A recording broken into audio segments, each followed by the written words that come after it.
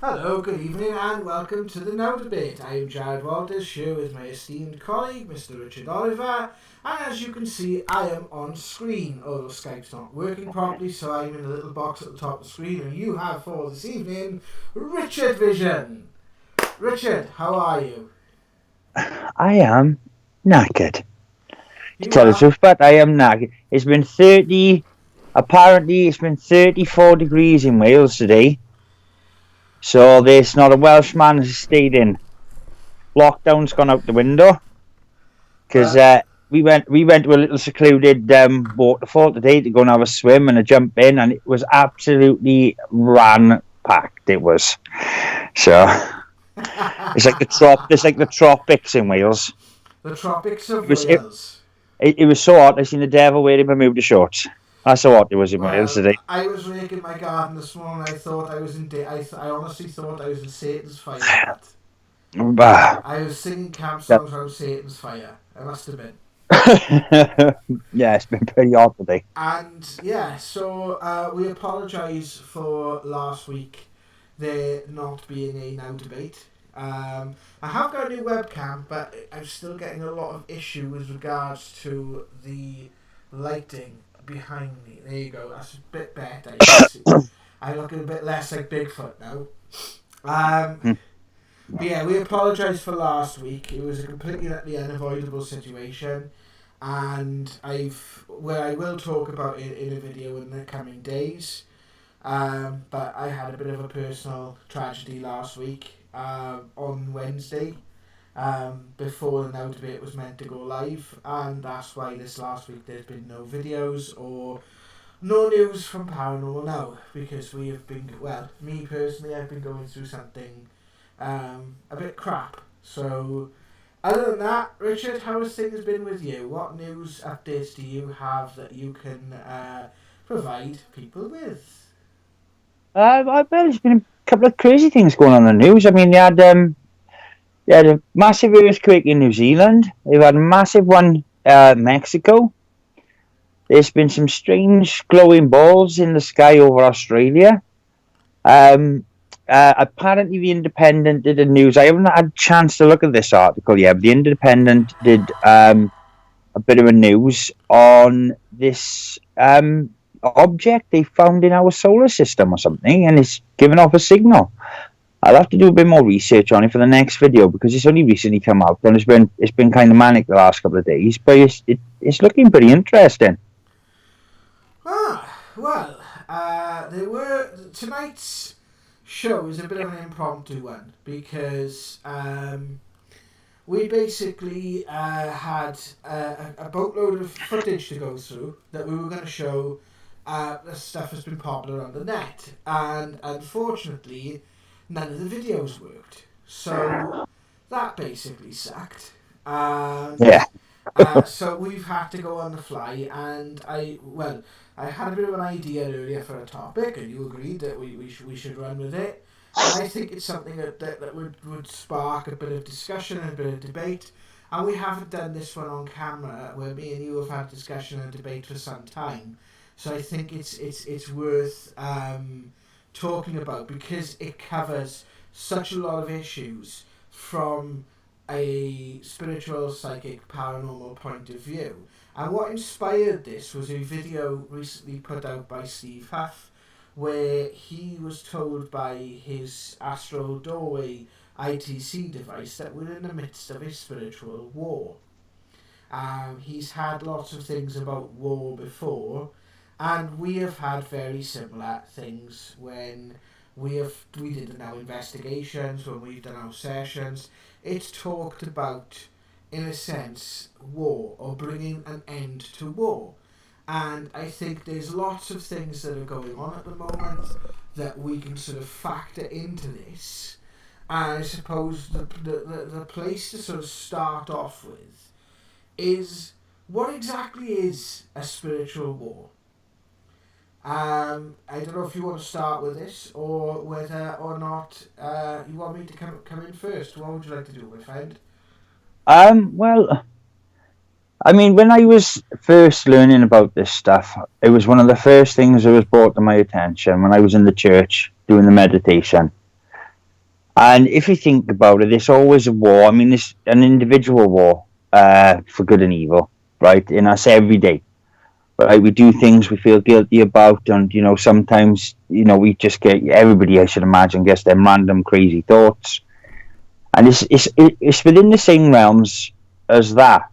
I was told that it is a contract. We've had a discussion about this, Jazz, as you know. Yeah. I've always felt that what I was shown is there's a contract between good and evil, and if you step foot over that line, then you're on their side, and they've got you, and vice versa, and there's ways to get you back, and it's sort of like it's you're on that. It's like a tightrope, really, and you can sway either way. And I think at the moment, personally, I think, as neg as this is going to sound, I think evil is just winning the day at the moment. I think it's got gold at the moment. If it was the Olympics, it would have gold in every event because there has been some stuff on the internet over the last couple of months that has just been mind bending, and it just seems like it's all being done to cause feuds and divides, and you know with this, with the stuff with George Floyd and what's been going on about that, and this Black Lives Matter, and people, attacking statues. I said in one video, I said I agreed with the one in Bristol. I did agree with that one because he was a slaver, and he did, he allowed slaves to die on ships on a few occasions. But some of the statues they've been targeting, it is just, I don't know. It just seems like it's trying to create divide. It's just I can't see any other conclusion for it. You've got people like the comedians from Little Britain taking some of their stuff down. You've got other comedians apologising for ever doing a black person skit, and it's just like, really, is it that what it's going to be? We are just,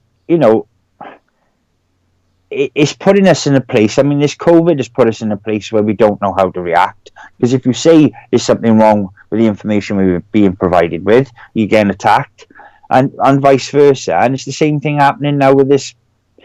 You think of that on a psychological level, you're not going to know where to turn. You're not going to know what's best in any circumstance. So I think for me, it's a nature of good and evil. Whether evil is a force, or whether it has consciousness, or whether it is a balance between two forces within the psyche. So everything, for me personally, everything is as below, as above, so below. So it's like, if you like, it's the same thing, but to me it feels um less of a contract, more of a two forces, two opposing forces, sort of in opposition to each other. And obviously, the people that are causing any sort of issues and bringing these sort of things to the surface is basically an outward manifestation of those forces, which would exist, as you say, inside each of us. My sort of, I don't know whether evil is sort of winning the day. The way I see it is more that we are at a point of crisis. We are at a point of no return, or a precipice. And that is because I feel there is enough people that are calling out that excuse the dog in the background. There are enough people who are calling out the bull, and the reason why there has to be so much more upheaval. It's almost like an overwhelm, and that can be caused by a small amount of people who understand like what dominoes to push. Because I looked up the largest event on planet Earth, right? The largest event on planet Earth is an Indian Hindu festival in 2010, which was visited by 68 million people, which is roughly around about the size of Britain. Now, even that event where you have 68 million people in one reasonably small area is still a small percentage when it comes to the entire people of planet Earth. And the problem is, it's more a sense of perception. Evil has control of the perception and the mindset of a lot of the people. Or I don't like using the term evil, but I prefer the term imbalance. Imbalance is creating this mindset within people, of which some people are responding, and unfortunately those people are very, very vocal. If it is a war between good and evil, where there is strategies involved, good will not inherently go for evil. It will not sort of go, right, we're going to go and kick evil in the face. But evil will go for good. So evil has to show its hand first before the rest of us can respond to it. That's kind of the way I'm thinking of it. It's like when we have addictions within ourselves or negative aspects of ourselves that we need to confront, they have to be brought up first for us to actually be aware of the extent of which we are being damaged, I suppose. I don't know. That's kind of my view on it. Yeah, I'm gonna have to disagree on that one, Jazz. I tell you why, and that's because anybody watching this or anybody that's ever going to watch this knows and have heard of stories of, say, paedophiles being in the government, and they know that people around the world right now are starving, and they know injustice, things that are unjust go on daily, and they know that things, there's companies that's done things to food. There's companies that do things to medicine. We know the cancer treatments are. We know so much of the world that is wrong, and I think we just get a little bit complacent in it. And unfortunately, that ignorance will, at some point, come back to bite you. You can't avoid it because something happens over there. You think, oh well, it's not directly affecting me. It's like littering. You go to Barry, right, and you look at the litter on Barry Beach now, right. One day, right, the litter. They've had families down there cleaning it up. You look at the ignorance. I mean, that's en masse. That's a lot of people are doing that. I've seen a tide of rubbish in Barry, and you look at that, just that mindset where you just don't care what that will do to the future because you do it perpetually. But what has created that mindset in the first place is what you need to look at. Where has that mindset come from? Well, as long as I'm right, I don't care about the future. That's what I think. That mindset. But you're not looking. That's what the mindset is enacting, but it's not where it's come from. It's not, it's not where it's stemmed from. It's not where you look at a lot of people. Look at the people that come to us for help, for readings and things, dude. A lot of these people don't know how to move forward with their own relationships, their own friendships, in their own life, without actually, having. And yeah, you are right. I'm not saying that you're wrong. I'm not disputing what you're saying, but a lot of it can come from the top down. It's like, for example, we were talking about the Spanish flu outbreak today. I was having a conversation with someone earlier today about it, and he was saying that a lot of this stuff back then people did naturally, like social. They realised that being indoors is probably going to be a bit more temperamental when it comes to spreading a virus or a flu than being outdoors. So they made things outdoors. They didn't have to have all the media attention. Now, when the Spanish flu came around, the media actually tried to hide it. It was the opposite.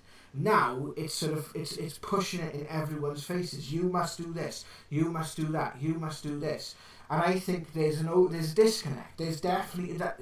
What I'm saying, it's an imbalance. There's no evil devil going, leave your rubbish on Barry Beach. There's obviously something, whether it's a case of a generational gap caused by certain factors, such as social, political, economical, whatever, or where does that But is there? ignorance come from? Where does that ignorance come Well, from? but is there a devil? That's the thing. Is there a devil that lets people do that at Bali Beach? Right. Let's have a look at that for a minute. Right. Right. People, you see, the majority of people who might go to Bali Beach, right, are probably low class, right? Because it's close, it's easy to get to. The majority of people can get to there from, say, the valleys, right? Yeah. Where, as a majority, you have a lot of council estates, a lot of people who are just sort of like put over there because that's where they can all sort of do all their own thing, right? And you look at what's led them in their lives, right? You're looking after World War II now, right? Where social class and school and things changed. Education, you're talking about the industrialization and everything like that. And it does build up something. It creates a system that people are just like, well, nobody cares about me. Why should I have to care about anything else, right? And I think that is at the crux of it. That is what I was And trying to get to. Yeah, and that is, if whether you like it or not, is evil. Because there's greed behind that, right? There's capitalism behind that. There's different factors. There's created the system we're living in. There's different factors that's created the schools we have and the social class we have and, and the welfare system we have. And the way they create society, to me, genuinely, I think is evil. And I think it's had an evil hand in it. And I would say that does go back a long time. This system is so old, it's so ingrained into society that we just don't notice it. But it is evil. It is the battle between good and evil. You get different people who, some people, they don't get affected by it. They go beyond it, right? And they think, no, I need to protect this world, for the future, for the future of the people I love. But it's just all of it. The entire system is so corrupt and easy to manipulate, and it's not hard for myself. It's not hard to see why we're in this state. Why this COVID-19 has become such a farcity. It's ridiculous now, right? It is beyond. I mean, Boris Johnson with the Tim Tam thing the other week, right? He like some QVC, right? Like model trying to sell us Tim Tams. He's on about swapping Vegemite for Marmite, right? Which I'm pretty sure is the same thing, right? And it was just like, I've never seen anything so insane in my life. When you told me about it and I watched it, I was like, 65,000 people have died, supposedly, right? Which we'll say supposedly, because as it stands right now, with the information that's coming out, it's looking that is looking way ropey, that statistic. And he's there selling on about the trade deal with Australia. And and people, there's no one up in arms about it. There's no one saying, wait a minute, I think there's a big, there's more important things at the moment. We're just about to finish, Brexit, or come to the end of it, or whatever. I don't even know what's supposed to be happening with Brexit, because they have just made that into a joke. And, somebody, and this is what it seems like to me, somebody has got a gun in the back of world governments, right? Yeah. And they have forced their hand in this COVID-19 thing. This has been a plan, right? This has been a plan. This was out before Christmas. There's a plan in this. And a few people have said to me now, if it turns out that this is nonsense, what was it for instead? Yes. And that seems more scary than there being a pandemic. Yeah. And that's what a lot of people have told me. Yeah, And I'm getting the and same just thing. and just that mindset. If you doubt the story, you're left with that. Yeah. If you believe the story, you're in a state of panic and fear and thinking, "Oh my God, what's next?" You know, you've got Well, towns they've been painting things on the floors. I'm seeing people that previously socially sort of active people, and they are terrified. And they are terrified for two reasons. A, obviously, if this is a deadly disease that is wiping out millions, or if it is a hoax that's even got world leaders, you know, uh, thinking it is something. It's that you've got all these Nightingale hospitals not used. People are saying now the reason why there's no second wave after all the protests is because viruses don't live in summer, and they're expecting a second wave in the winter. Um, the lockdowns. You have doctors writing People in. gathered in their thousands, man. Thousands. They gathered into Philly, Cardiff, all over the country. And it's not a second wave, and they reckon it's sunshine did it. So if sunshine stopped hundreds of thousands of people from getting the flu, why are we irrevocably changing society for it? Exactly. That see, even if that's the answer, it opens up another question, Yeah. and it just seems like at the moment nobody's. This is the problem. This is what I'm saying about the indoctrinated. This is why people are not speaking up. They just don't feel like it's either they don't feel like they can, or they just don't feel like there's a point. And two of them aspects, both Or it's aspects both. of that dangerous. Yeah, Or or it's it's both. both. And I think it is both. I think that people are sort of saying, well, it's on high, so it's their responsibility to speak up, or they don't want to lose their status quo. And that's the issue. Is even if they're the naysayers about this virus. Now, I've always maintained that there is a virus of some sort. I just think what we're being told about it is absolutely horseshit. Because I've always believed there's no smoke without fire. That's my personal opinion when it comes to it. I agree. There's a possibility. It could be completely faked, but I personally believe there is something. Even if that something is a failure to treat regular illnesses, right? Which we're seeing en masse. We're seeing people suffering from cancer that haven't been able to go and get treatment. We're seeing people recovering from COVID-19 and going into and they're being sent to care homes and different things like this. So my sort of issue with regards to that is to what end, if this is a war. So is there a legion of evil then, so to speak, or a group of people that represent evil, or is it more something in the ethereal, so to speak? Well, you could look at it. The problem. This is the problem. And if there was a meteorite coming to Earth now, do we think the government would tell us? And I think the answer would probably be no, right? Because of the pandemonium. Because they know they couldn't save all of us. Is there something like that going down? Right? I mean, is it just the global elite just know that there's too many of us and 5 billion's about right? Because that's them stones in they've been put up the monoliths. I can't think of the place they've been put in. Georgia Guidestones, and it's Yeah. 500. It's 500,000, not 5 billion. Oh, is there? I thought it was 500 million. I thought No, they said it might be planet. 500 million, but it's not 5 billion. It's either 500,000 or 500 million. Yeah. I think it might I be mean, you five look at billion. you look at things like that, right? And you look. I mean, it could be. This is the problem. I mean, it could be the thing. Maybe there is too many. Many of us. Maybe they're running out of gas and oil and running out of resources because oil's gone through the thing. I mean, this Well, story about it being a Rockefeller. massive.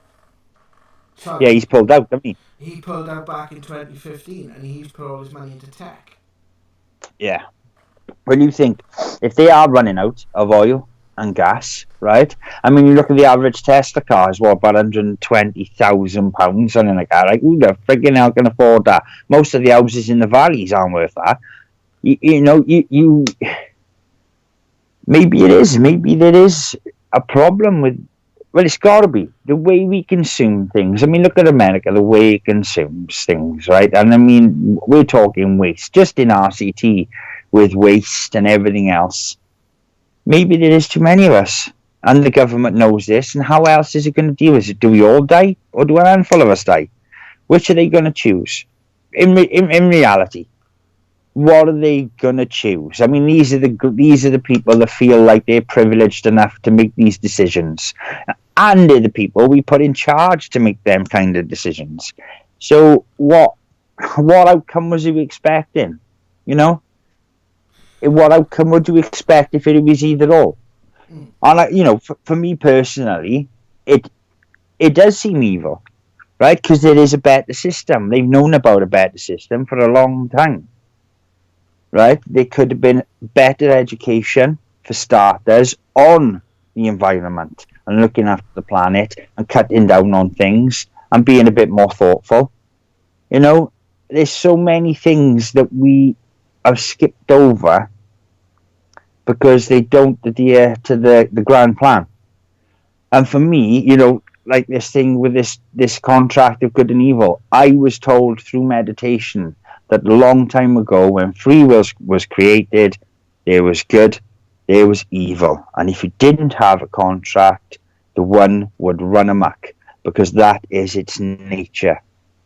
To want all, to want control, power, status, everything. That's what that nature is. And the other one is quite content, just enjoying life.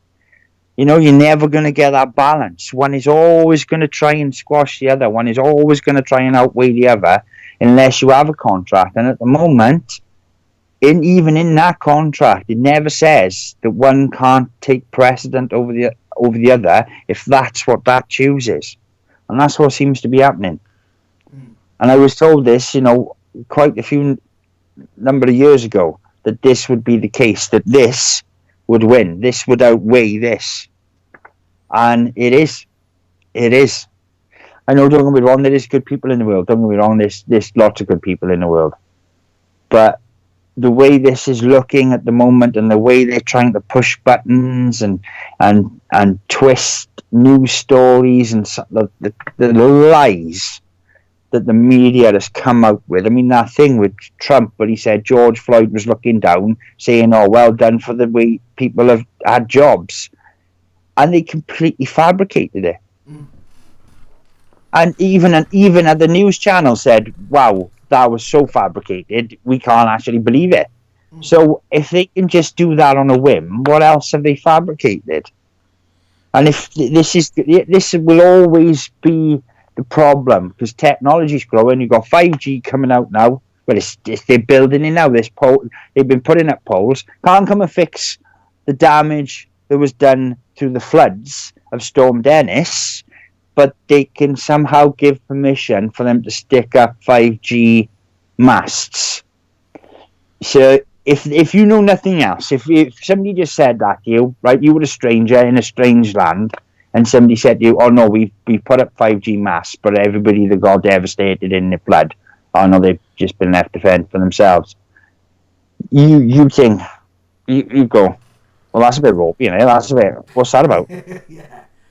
So I mean, it's as plain as the nose on your face. What's going on? What's going on? If we are being given these messages, or other people are being given these messages, and there's lots of sensitive people that are sort of waking up right now, okay? And there's a lot of rabbit holes that people are going down, and I want to touch on a couple of things in the discussion with regards to, first of all, very controversial figure, right? Has come up a couple of times on the channel, Trump himself, right? Yeah. Because we've had people speak out for Trump and we've had people speak out for against Trump. And the biggest thing that's come up a lot with us now is this QAnon stuff. The stuff that's supposedly, and I'm used supposedly here because I am not saying I believe this, and we've looked into it, and the jury is out and requiring a lot of evidence for me to sort of get on the bandwagon with this. And actually, a lot of the stuff I've seen is that ropey. I'm wondering why people are on the bandwagon, to be Yeah. honest. But the fact that there have been, these indictments that have been sort of unsealed, and they have been digging up tunnels, and there have been children in these tunnels, and all these celebrities have gone amok. You've got the James Spader and Tom Hanks interview videos where he says if we don't hear from Tom Hanks, I'm gonna be on my roof with a shotgun. You know, when Tom Hanks supposedly came down with COVID-19, and apparently Trump is going for a bit of a reorganization of the American deep state. What's your thoughts on all that? Because you've looked into some of this stuff, and Oh, have I looked into it? Have I looked into it? Um, um. Well, I know so far a lot of celebrities have been on Epstein's island, right? And I know Trump, as back in the day, we're talking a couple of years ago, Trump was also a bit party with Epstein, who was really a charlatan from day one, right? I mean, this guy forged, he became a teacher on a lie, and he was so good at it, he stayed as a teacher, even when they found out he was lying. Then he became like a businessman, and he got in with this guy and basically took millions off him. And in doing so, he organized this world. And a lot of celebrities bought into it. I mean, the thing with adrenaline or whatever it's called, is I'm not too sure about, to tell you the truth. Right? What I've looked at, it sounds plausible. Would it be something people would do? Absolutely. It would be something people would do. Right? To stay young and live longer, people will do some pretty dark, really dark, terrifying things. Right? That is the nature of people when it comes to mortality. Right? If you've got plenty of money and somebody offers you something like that, you'd be surprised who take it. But the fact that these people have been linked with Epstein, I mean, Prince Andrew and different people, and they're just, I don't know, they're still sitting in their ivory towers. I mean, that's all you need to know with the world, like, that money and status will save you from being a very sick, paedophilic person, right? If that's what you've been charged with. Because either or, if what they're saying, if what QAnon is producing about this, if it's wrong, then the people have been putting on YouTube need to apologise to these people. Big time, right? Big time. Because what I've seen on the evidence I've been seeing is just ridiculous. But do I believe these people could do it? Yeah. Yes, I do. Like, I do believe, and it's pretty bloody obvious when we have people like Jimmy Savile in the world, and Ted East has just come out about him. I mean, you've got that American old guy that's touching them girls on that video, on YouTube. Bloody Joe Biden, Oh my god! Oh my god! the candidate for the United States, like basically Oh, Trump's, what a weird guy! the Trump's opponent, then shall we say? Yeah, because Um, I mean, you look as at people like that. and you just think, oh my God, like, it happens, right? I mean, look at the amount of people that go missing in the world, right? You look at the sex slave trafficking thing around the world, right? And according to sources, Trump has created a task force, the biggest task force ever, to deal with human trafficking and the sex slave industry, right? Now that's got to put, we are talking, this is bigger than you could ever imagine, the money involved in this, right? That money. I mean, Epstein had quite a few, I mean, he had an island, right? He had quite a few properties. He had some serious coinage in the bank. And that was made from the dealings he did with these girls, right? From people coming to his island. I mean, you've got the Clinton, Bill Clinton was seen with the girl. Andrew's got his arm around the one girl, and in his interview he said, never, I haven't got a clue, complete amnesia. And this is what I mean. If they get away with it, then what are we teaching anyone? Are we teaching if you're crafty enough or if you have enough money, you can do whatever you want to anyone? That's what we're teaching people? And what kind of future is that going to create? Where more people are becoming rich, and the way they become rich is by cutting corners and maybe using chemicals or cheaper products in their product that creates harm and cancer. You look at that mindset, and I mean, that's dark. So this QAnon stuff, the weirdest thing is, I've been looking at it, and when I first seen it, I thought, no, this is beyond ridiculous. And then I started seeing people like M33, right, reporting earthquakes in really bizarre places, random places. And there was a few YouTubers who were doing the same thing, and they were reporting it. And that's what QAnon was talking about, was there being earthquakes in random places and these explosions in these tunnels. And Trump did say he's creating a subterranean force, a subterranean agency. He said that. And there's a couple of things that have come out that made you go, oh, hang about, all right. This made me take notice. But then, so, like I said, some of it just seems, based on the evidence, is beyond words. I just hope it's not true, because if it is true, people are going to, I mean, you've seen what happened over George Floyd and the extremes people went to. You imagine if all of a sudden we find out this insane amount of celebrities that we look up to are in cahoots with a massive paedophile ring. Like, I mean, we're talking beyond nightmares. Beyond nightmares. You know what I mean? They make nightmares look like theme parks. That's what that's the sort of realm we're talking about. And what is going to be, people's reactions to it. So, moving forward, what does good need to do, in your opinion, to win the day on it? Do you think it's a process that people have to go through? Because me and you went through a process of understanding this stuff. I was completely closed to a lot of this until I was exposed to it through my paranormal work. So that, and that's why some people on the channel have said, about us discussing this stuff and it not actually relating to the paranormal, right?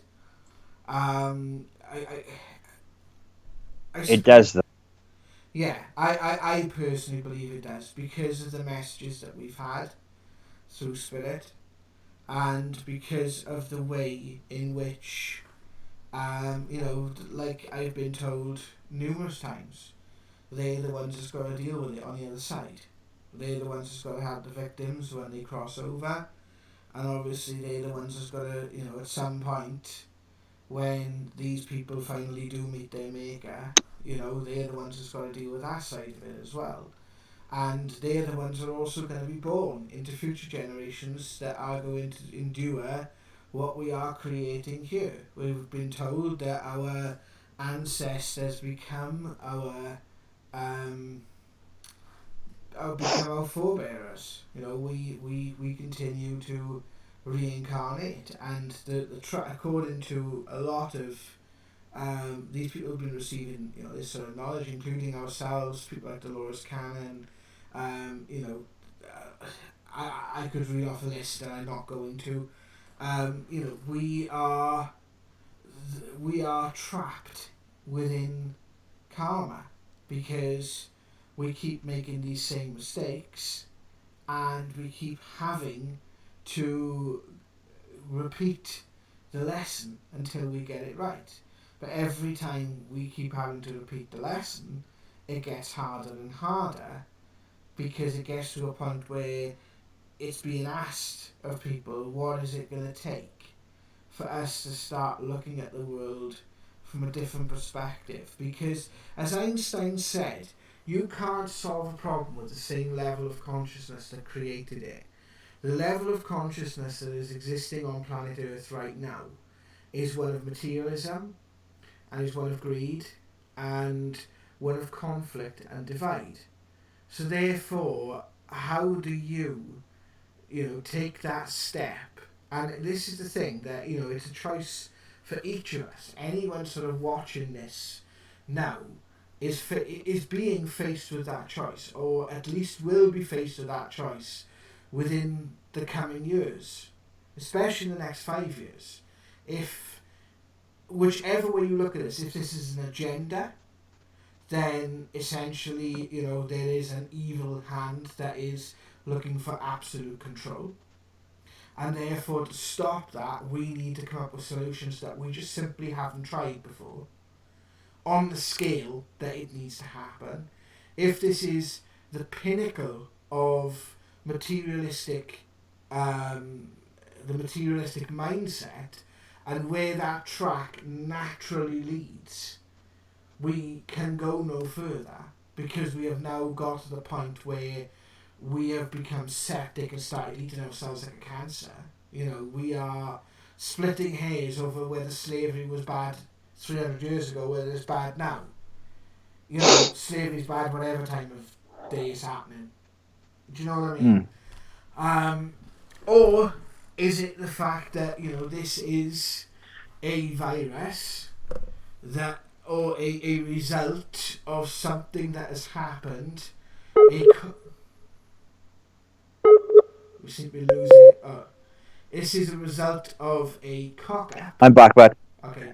This is a result of a cock-up, and therefore maybe this virus is like a genetically modified version of the flu virus or something, right? That targets certain people or targets certain specific circumstances. So therefore, it's something that's been done through our own sort of abhorrence, I suppose. So whichever way you look at this, we are at a tipping point, as you said. And I think, like, you look at all the sort of major prophecies, you look at Revelations, you look at the Baba Vanga prophecies, you look at the Blue Kachina, you look at, you know, all these different sort of ones that talk about the sort of the Armageddon sort of them, which is what we have had through our you know, the word Armageddon has been used several times, which is the battle between good and evil, the last battle between good and evil. So whichever way this is happening, the outset is exactly the same, because irregardless of whether or not there was this horrific virus crawling the earth that was, you know, going to kill us all off, or there's this group of men, beings, entities, whatever, that are looking to substitute the earth through the implementation of technology and the wrongful use of technology, it still leaves us at that point of having to make a choice. We're still going to have to deal with the consequences of everything that's happened over the last 6 months, and that's not factoring in anything that's yet to come. Because what it feels like at the moment, it's a mudslide. And I think we're in the eye of the storm for this year at the moment, where you might have a month's sort of breather, but I don't think we've seen the last of what 2020's got to bring. And there's those of us who've made the best of the lockdown. But there's also a lot of people who are elderly. I said at the start of this crisis, the one thing that we have to consider more than anything else is mental health. Because mental health is going to be a massive factor. And the mental health epidemic that these lockdowns across the world have caused in people, I think, is incalculable. And probably much more damaging than any virus. Your thoughts? Which is, if personally, is by design. I think to fix this problem, you got a couple of options. Probably, if you got a chance to speak to the world in one moment and ask the world what it wants, ask each country what it wants from its country, from its leaders, and from life. Right? What people want. Really ask what people want. But that's the thing, though, but at the end of the day, people are voting through their acquiescence. So they're telling us what they want. And in a sense, people are saying they want this because they're not fighting against it.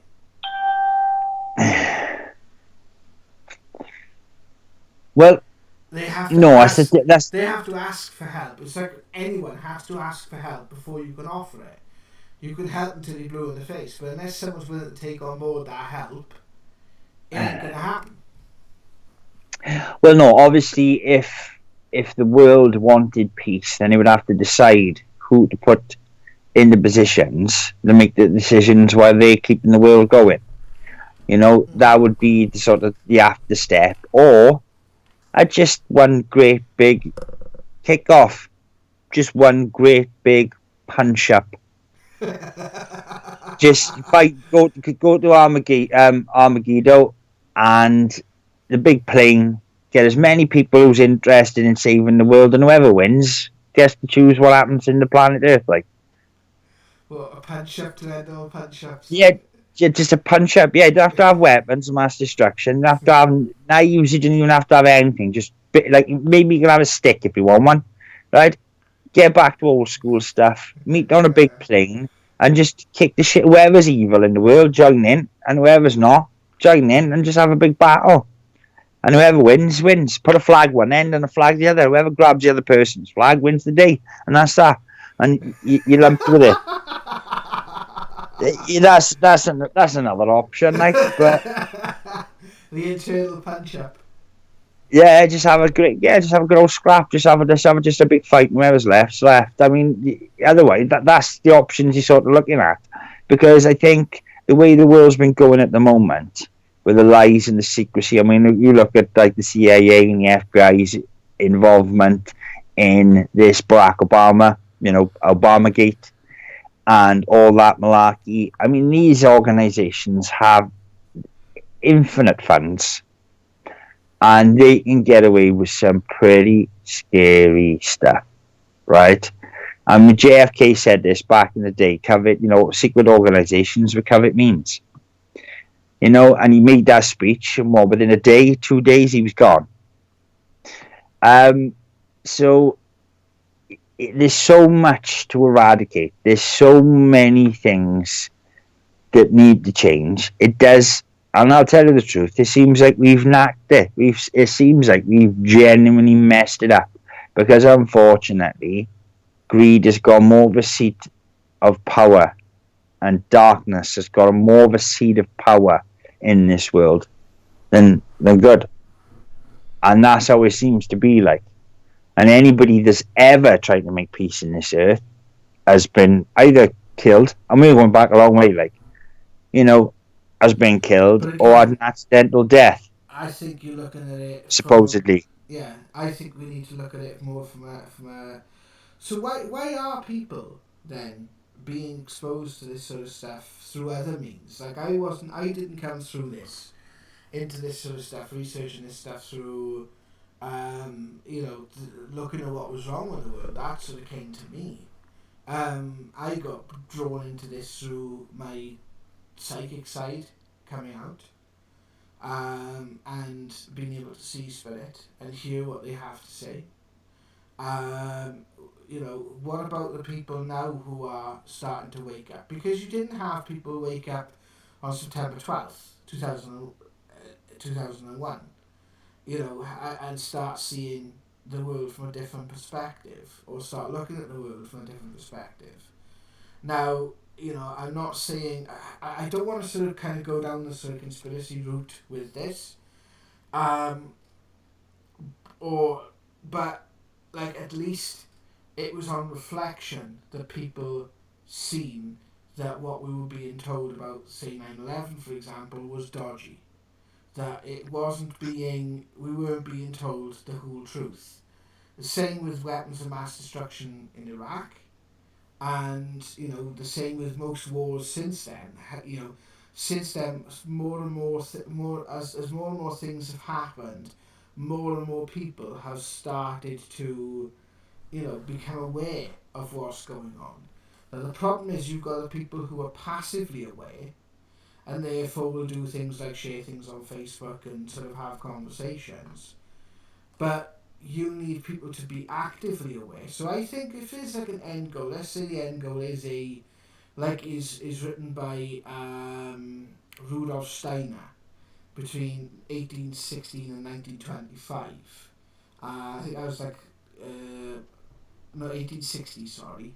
And he basically said, wrote about the invention of a medicine that will essentially cut off our connection with our soul.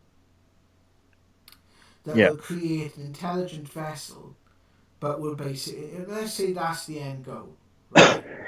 Because Bless me. I'm feeling very dodgy about this vaccine. For a start, it takes over a year and a half to create a vaccine, and not only are they saying it could be ready by September, but they're already stockpiling it pre-approval. They've already got 300 volunteers. Well, no, they're actually stockpiling. They announced that they're stockpiling the vaccine. Yeah, but they've already got 300 volunteers testing this vaccine. They've already 300 people are putting in forward to test this vaccine already. But you need different types of trials, and you need an idea of how the vaccine, how the virus is behaving in the community, in order to develop it. To me, it sounds dodgy because you can't.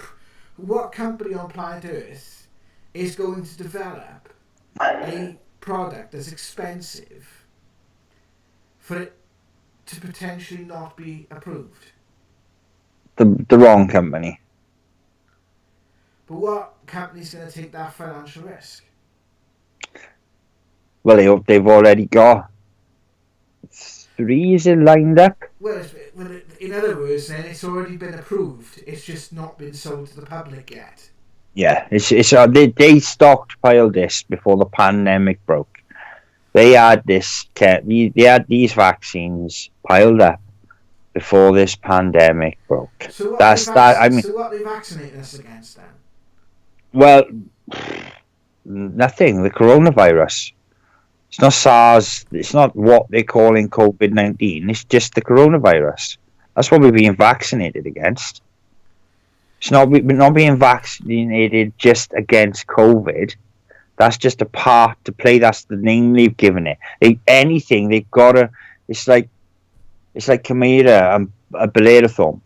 And you've got to give something solid and something physical for it to have real effect, right? So if they just said, "Oh, there's a nasty strain of coronavirus going around," most people would have gone, "Yeah, and coronavirus is nasty on its own."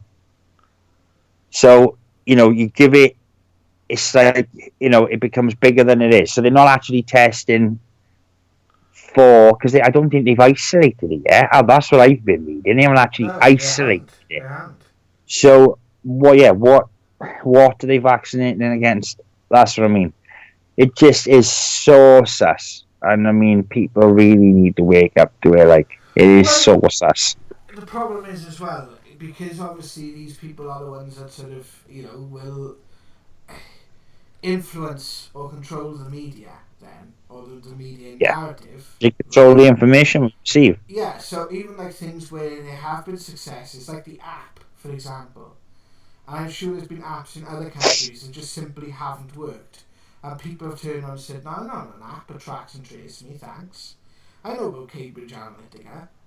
You know, is it that that's going to actually start kind of stopping people in it, stopping this in its tracks? People actually turn around and going, wait a minute, no, I don't want that in my body. No, I'm not Yeah. having it. The problem is you're going to have people who are going to accept it without any questioning whatsoever, and you're going to create a two-tier system. And you've already got commentators coming out, whether it's celebrities, whether they're politicians, saying that, okay, we can't make it mandatory, but if you don't have the vaccine, you can't leave your house. That's what they're going to do. They're making it a privilege to have the vaccine, so you'll be able to go on buses, public transport, cinema. If you've been vaccinated, you'll feel like you're special, right? That, you think of the psychology behind that, right? You've been vaccinated against something which theoretically doesn't actually exist yet because they haven't actually isolated it. But yet you will feel the importance you will feel through that. It's going to be appealing to people. It's all psychological. It's the most powerful and devastating weapon that humanity faces right now is technology, because it can use psychology to mess with your head. Now, it's the most power. It is what it is in the biblical sense. It is in the prophecy sense. It is the biggest crisis humanity faces right now, is manipulation of media. It is without question the most, they can make billions and trillions. Communication is worth more than all the facets that we've ever faced on Earth, more than oil, the spin, more than any other commodity on Earth. Communications is now, it is gold. So it's going to be such a fight. You can use it if you're clever enough. You can use it to your advantage, but you need to get people en masse. You need to get people en masse, and you need to have facts. You take it, right, David Icke now, and there's quite a few people that's been taken off YouTube for saying that there's a global elite that are lying, right, which is being proven more and more and more and more, right? Yeah. Chemtrails came out. People denied that for years. Chemtrails came out. This has came out. This has come out. That's come out with this pandemic. This. Yet he's taken off YouTube. But yeah, you can call people pedophiles, right? Yet you can show like underage girls wearing bikinis. We're all about YouTube now, right? You can show many things. You can show a black person being killed, murdered, right? You can show all these different things, but yet you can't actually say there's a global elite who seem to be swaying the government, because the people who work in the government are really greedy, and they're sheeple, and they're controlling everything, every aspect of our life, which is more reality than the alternative. But yet they're taken down. You see, the system is there, it's right in front of you, so cleverly done. It's like that thing, they keep things in plain sight, you don't see them. Well, it's exactly. And people ask, how can you do this? Well, if you think of a bank, you think of a organisation at the back, at the top. You've got your board of directors, okay, and you've got your shareholders, and you've got your workforce. It's a pyramid. So the people at the top, which is a relatively small amount of people, will know much more than the people at the bottom. The people at the bottom are your cashiers, your bank managers, your customer service people, whereas the people at the top are your people, earning millions upon billions of pounds of bonuses. And, they are the people that are privy. It's like Thomas Sheridan says in one of his talks, I think it's the Alternative View Festival, because he used to work for it. Yeah, there's a lot about. I don't know why I'm quoting him, but only because of where he's come from. Worked for one of the bigger banks as an illustrator, in New York, and they had a budget there that was basically a budget for offing people, for getting rid of people that were speaking out against, these institutions. And this is where what I think is happening as well is people find it difficult to actually picture a person that has that mentality, because they can only see from within themselves. They can't see that someone will not have empathy. That they'll say, "Oh no, they'll never do anything like that." No, you would never do anything like that. It's like it's like we have said before. You can only see from your own perspective. You cannot see from someone else's perspective.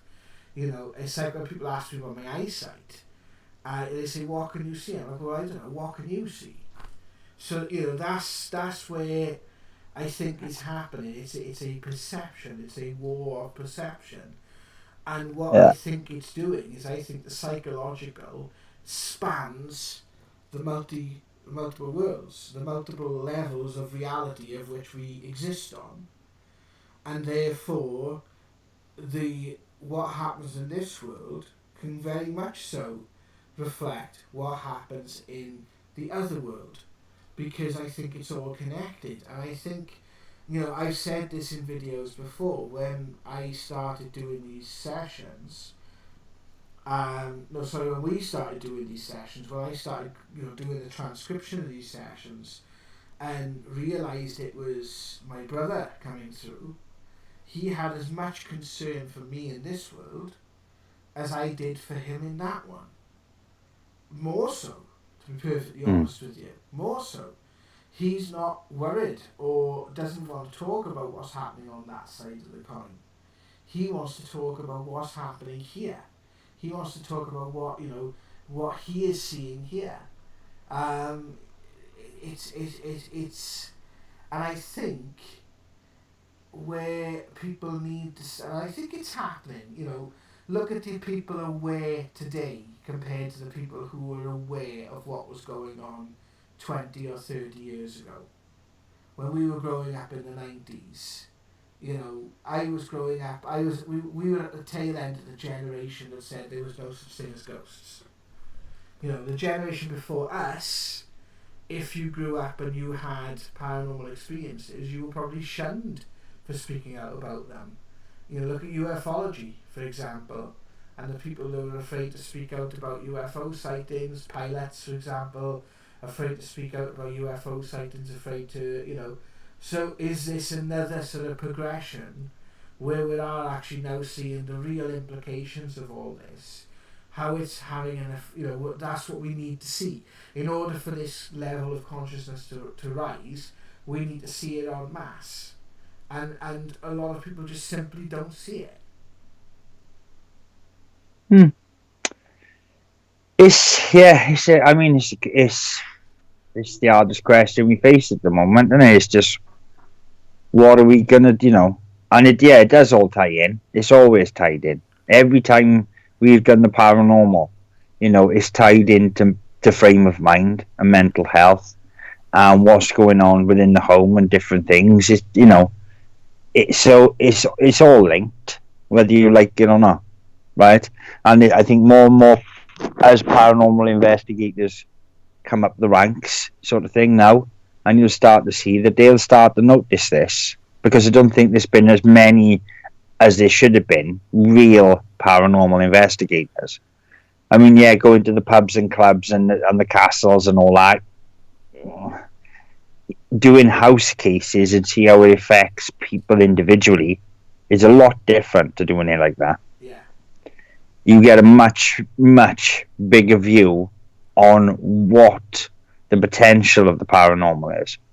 So, it comes hand in hand. And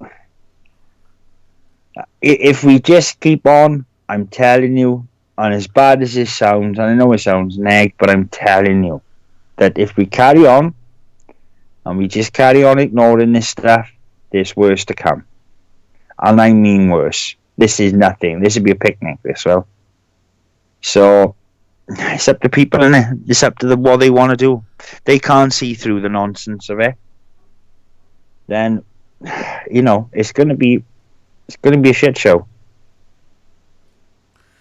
So, moving forward, how do you? Are you totally negged out over this now, or I'm do you not. have any No, I'm semblance of not. hope? Because I'm. just a few weeks ago, you were saying to me actually, Jack, people are starting to see it from what because I was getting quite embattled by it all, A and couple of now weeks ago, yeah, people were until that George Floyd thing come about and this race malarkey come out. Racism is a thing, right? Racism is just a people's way of venting, right? Of blaming maybe their own, maybe societies. There's lots of reasons why it's easy to blame other people, right?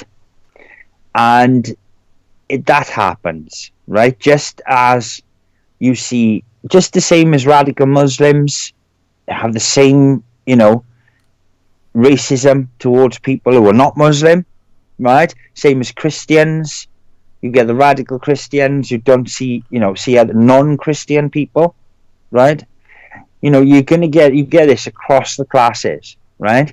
You have black people who have pretty much seen a big pile of shit, and you understand why they're going to be a bit racist.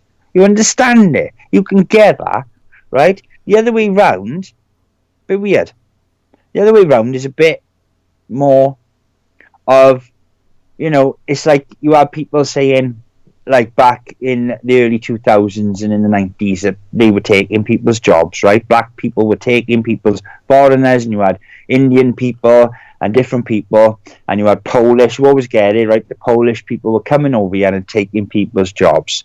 So this Indian comedian is the best example I've ever seen. Put a sign outside the job centre saying fruit picking, £10 an hour. This is back in the day when the national minimum wage was like £6.80, right? There's only foreigners applying for it, right? It was only you had white people just going, I'm not doing that, fruit picking, right? That's the mentality you had to deal with, right? So, there's different cultures have a different work ethic, right? They just do, like.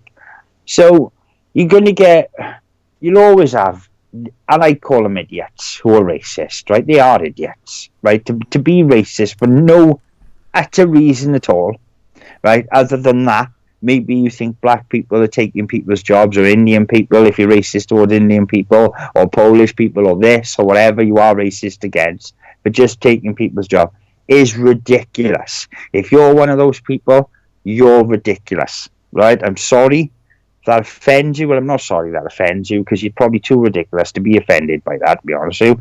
But it's beyond, right? Let's face it.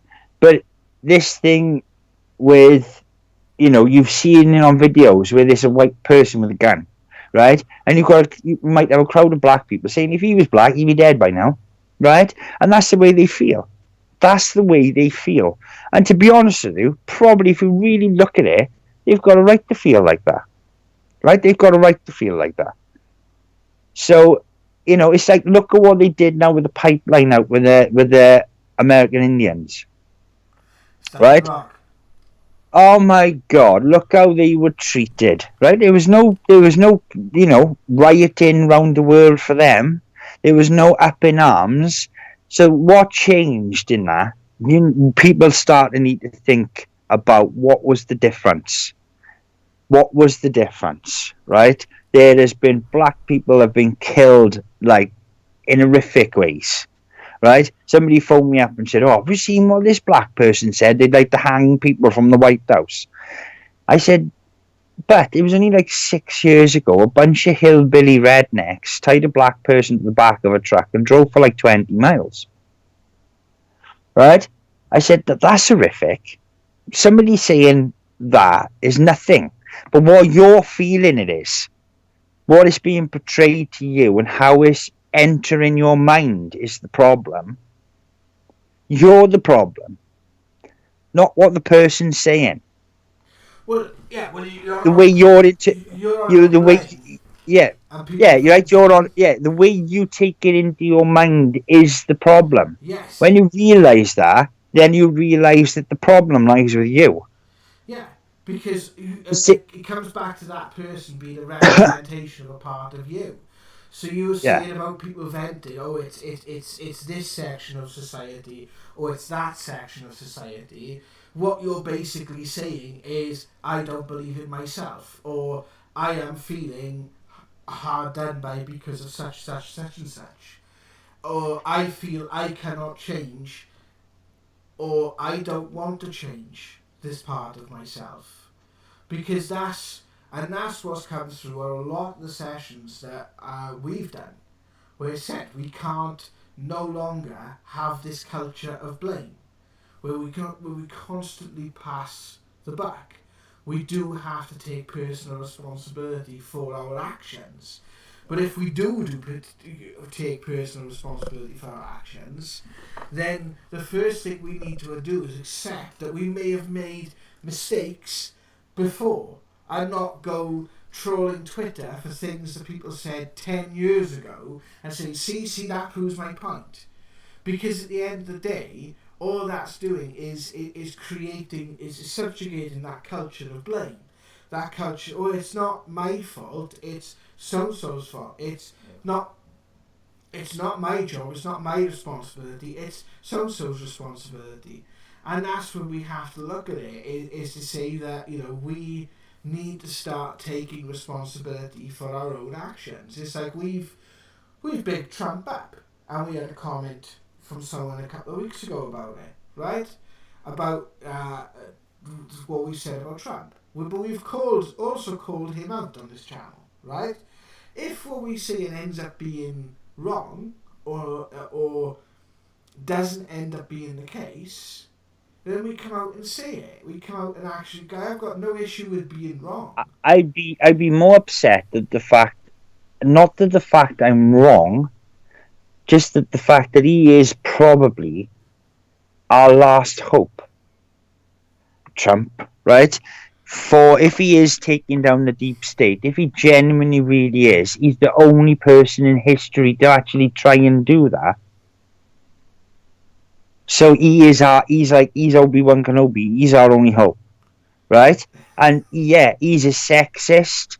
He is sexist. He's an arsehole, right? He's narcissistic, right? He fucking loves himself, right? Trump, there's no getting out of it. He wouldn't build Trump Tower if he didn't fucking love himself, right?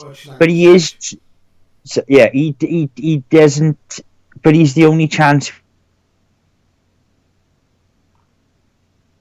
We seem to have lost the stream there. Oh, hang on a second. Are we back? Yeah, we are. Yeah, that I'd be more gutted if he gets taken down. If he gets taken down, I'll be just gutted. I don't care if I'm wrong. That's the last of my worries. I don't want to be wrong, because, like I say, he is probably the best chance we have.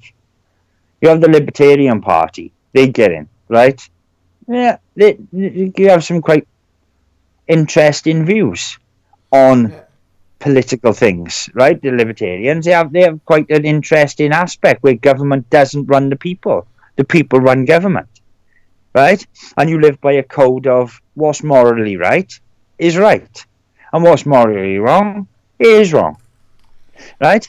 Yeah. So, and then you have these other parties where they're just all about power, greed, and control, and that's what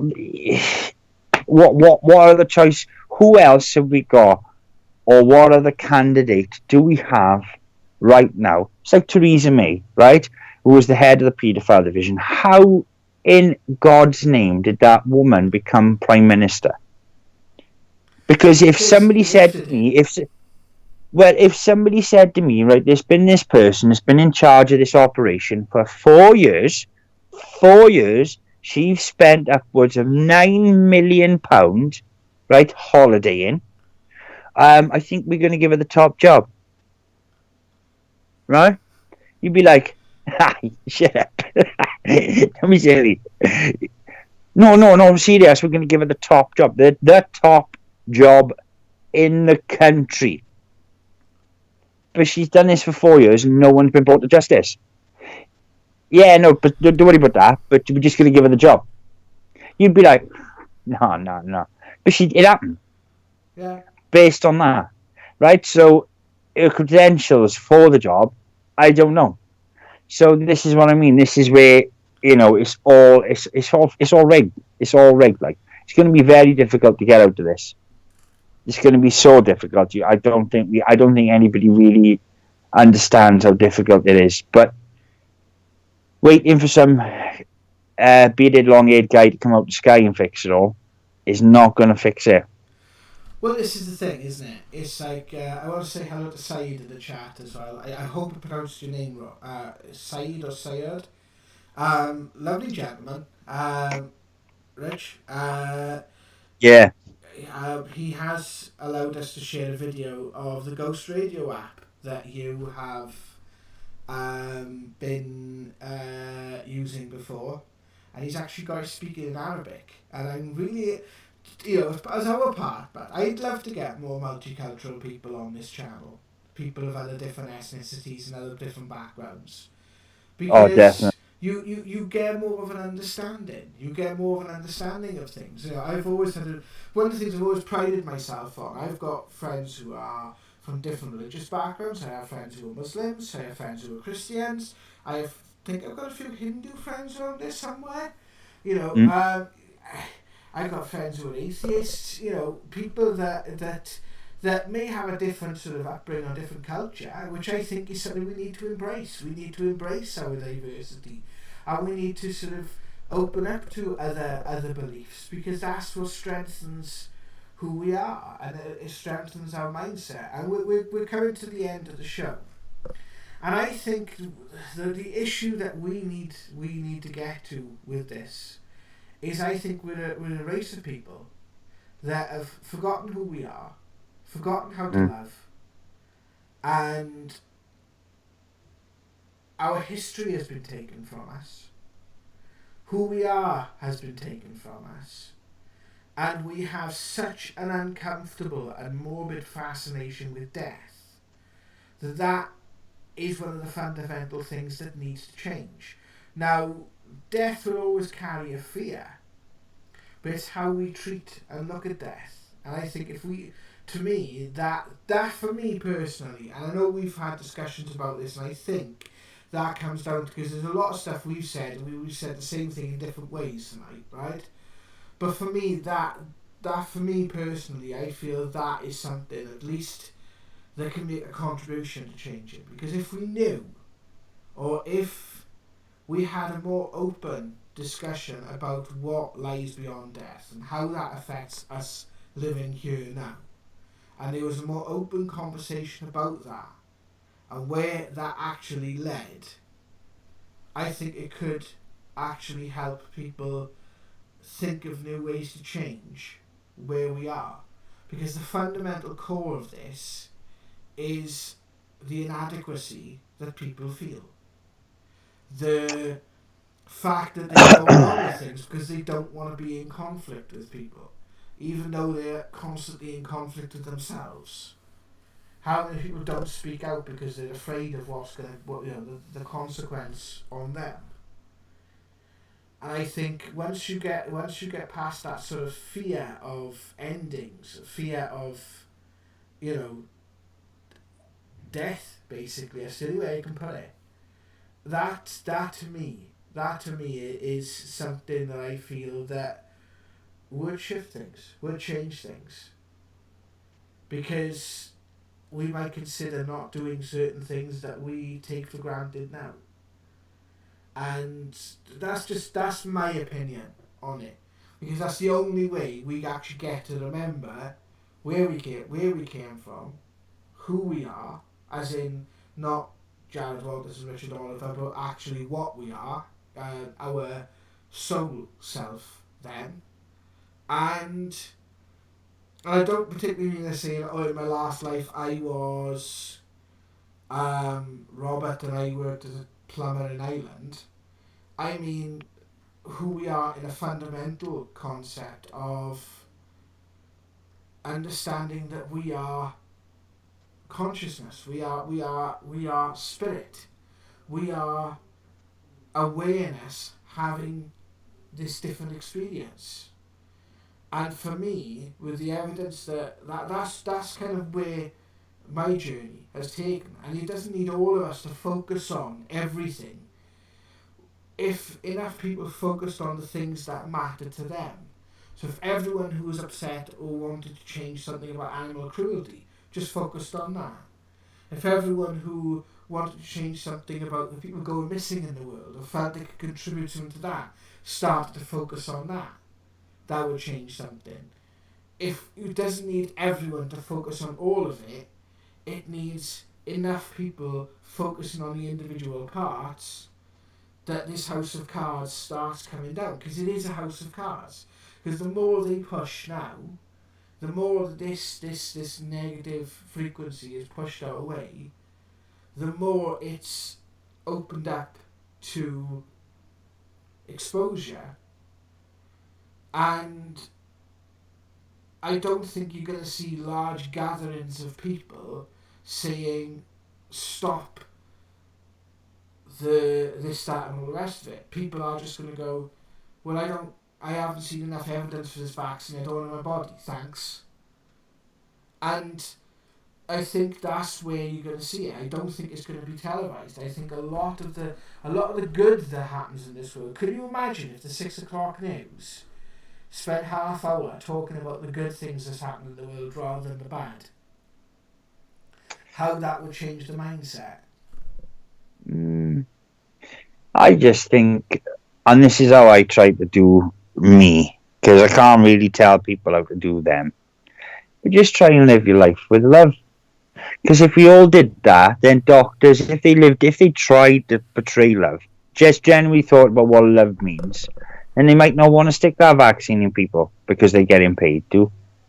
And if police officers believed in love, then they might not want to leave on people's necks because they feel like they can. And they wouldn't kill people and piss people off. And that goes the same for school teachers. If they believed in love a bit more, then they would maybe, campaign to get their kids educated a bit better. And I think that goes across the board. Same for politicians, same for people, how we greet each other. When you greet a stranger, you greet them as a friend.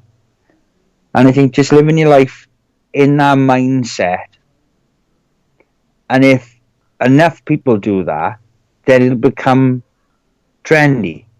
It'll become something to become. And that's how I've tried to live my life, all my life. Yeah. With love, genuine love. Don't get me wrong, people piss me off. You're never going to go through life where people just don't gripe you or whatever. But it's how you deal with that. You can have a little bitch about it. Go, that really wound me up. And then you just carry on living your life. And you still show them the same love. I've done it. I seem to do it a lot in my social class, like in my social life. That I go, well, yeah, but that person, you've got to see why that person is like that. And and I got to be honest, I'll say it as it is. Most of the people around me will just hold their hand up and go, no, don't want that in my life. Right? They do, right? But I can't, it's not what I believe, right? I will give people, if they hurt, they can't, and I've said this, and we've had this discussion before with members of the team and different people, if you understand where the person comes from, the shit they give you doesn't affect you. Yeah. It just skims over your head. Yeah. Because it's only you that gets affected on it's where it gets crossed in it. It's where the wiring gets crossed in it. You make it something massive. It really affects your life. The person that might have put that on you, they might not even blink over it because that's their norm. That's the world they've grown up in. That's the world they perceive. So it just, that's what we can start with. Just start with that. You imagine like if 10,000 people did that, right? Like that pay it forward, best idea I've ever heard, pay it forward scheme. When that came out, that kid invented it, right? Whatever I do to you, you do to another person. So if I'm kind, show you kindness, you pass kindness on. Before you know it, that kindness comes all the way back in a circle. And if we treat each other like that and the world like that, you have no worries. You can just go about your life and be you. labeling people with all this malarkey they're doing now, right? Putting labels on people. Why do you need labels? Just be who you are. You don't need to announce it. You don't need to wear a frigging flamingo on your head to tell the world that that's the type of person you are that likes to wear flamingos. Just wear the flamingo and just carry on living your life. You don't have to broadcast it. You don't need pages on it. Do you know what I mean? This is where it all gets jumbled up, I think, with people, and they don't actually see how, it's like this Black Lives Matter. There's people kissing the feet of black people now, kissing their feet, and black people going, yeah, kiss my foot, for something that happened hundreds of years ago. That mentality is what will destroy us quicker than anything else. It's saying, yeah, you owe me. Even for the people that have nothing to do with you, who were in the past, who couldn't get past that mindset because they couldn't, because they weren't smart enough or wise enough or spiritual enough. Now you must suffer for that. And that is what's happening globally. So when you add to that, you need to know whose side you're on. And that's me, because I need to take some paracetamol because I've got a whomping headache. Alright, my friend. Well, thank you very much, guys, for tuning in. I've been Jared Walters. I've been Richard Oliver. And thank you for joining. Love and light, para peeps.